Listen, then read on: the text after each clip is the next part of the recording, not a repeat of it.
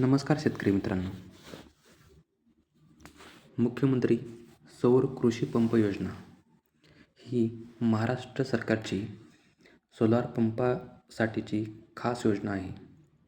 या योजनेत 3 HP, 5 HP, 7.5 HP solar pump दिले जातात.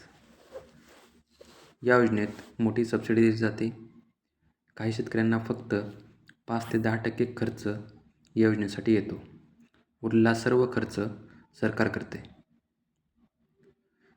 या ठिकाणी शेतकऱ्याला किती खर्च येतो या योजनेसाठी, तर ते आपण पाहणार आहोत.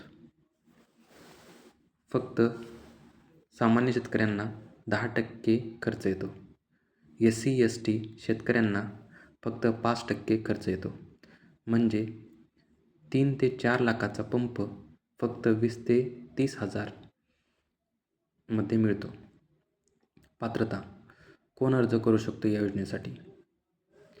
महाराष्ट्रातील शेतकरी, 7/12 उतारा नावावर असावा, बँक खाते आधार लिंक असावे, पाणी स्रोत उपलब्ध असावा.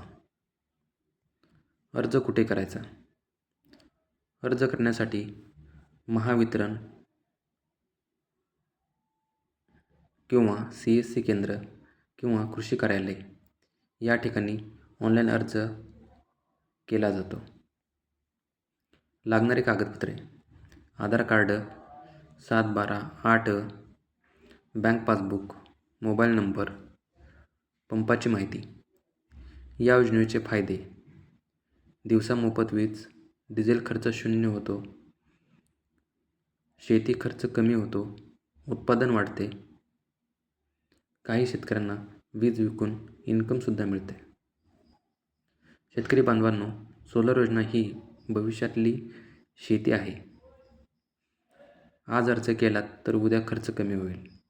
व्हिडिओ उपयुक्त वाटला असेल तर लाईक, शेअर आणि सबस्क्राईब करा. धन्यवाद.